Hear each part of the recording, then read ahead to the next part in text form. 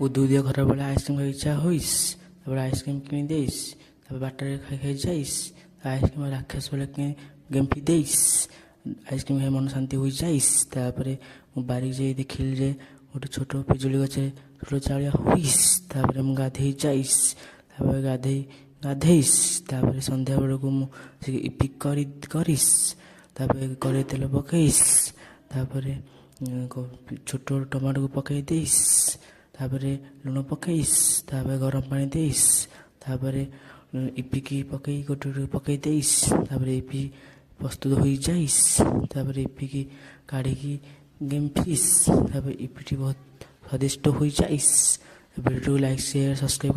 ଉଦୁଉଦିଆ ଖରାବେଳେ ଆଇସ୍କ୍ରିମ୍ ଖାଇ ଇଚ୍ଛା ହୋଇସ୍। ତାପରେ ଆଇସ୍କ୍ରିମ୍ କିଣି ଦେଇସ୍। ତାପରେ ବାଟରେ ଖାଇ ଖାଇ ଯାଇସ୍।